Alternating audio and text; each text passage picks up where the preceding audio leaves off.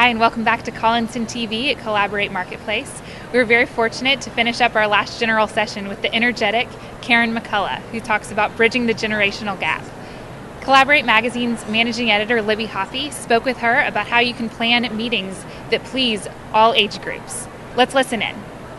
Well, Karen, first of all, what a great session. I really enjoyed sitting through the session, listening to what you talked about, the differences between generations and how people of different generations can work together. But one of the things you said that I really took to heart was you said it's not about the year you're born.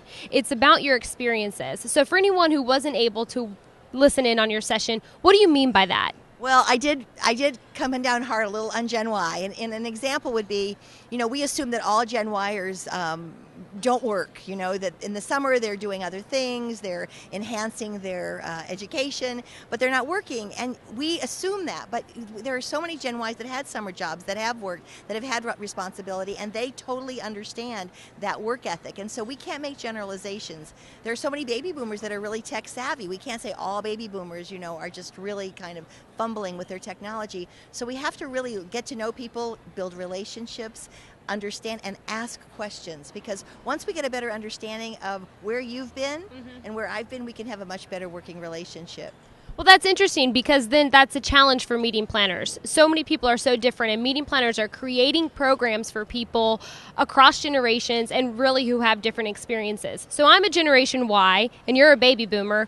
What's something that a meeting planner can do, add to their program, add a general session speaker that can really bridge that gap or appeal to everyone?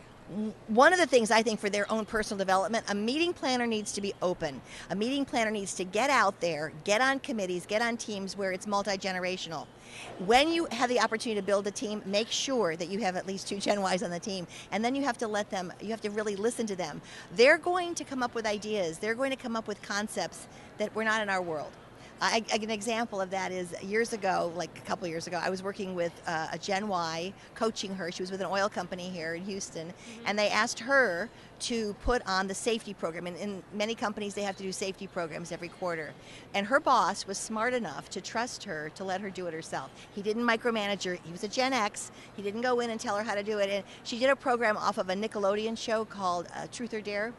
Now, when she told me what she did and how she did it, I was scratching my head. Like, I would have said no. If she told me I'm going to do this, but her immediate supervisor had confidence in her and let her do it, and she won all kinds of awards. It was like the best safety show they'd ever done because it was extremely engaging.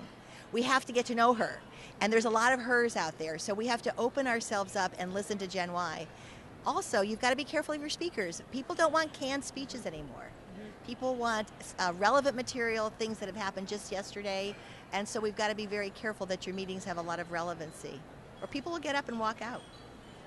Speaking of relevancy, we have an event planning team. Our staff here at Collinson Media, we have members of, I think, every generation. As we pulled everyone up on stage, we had members of traditionalists, baby boomers, Generation X, and Generation Y on stage. I saw that. On your ideal planning team, would you have a member of each different generation on that staff? I would first, baby boomers don't get mad at me, I would first talk to my baby boomers about not taking over. Many times baby boomers have this, I've been here 20 years, I know what's best, and we're going to do it this way, and they have no idea that they're taking over. And so I really am talking to traditionalists and baby boomers about saying, here's how we have done it in the past, maybe pull some of the things that have worked from it, but how can we make this new? And just what you guys are putting on here, this is exciting, and it's new, and it's different. And it's giving 700 meeting planners ideas to take back, even if it's just the lighting or how you're doing your PowerPoint. I think that you have to really start to make things more exciting. Well, great ideas from Karen McCullough. If we can, we're going to get her back at other events, Connect Marketplace, Rejuvenate Marketplace. We'll see about that.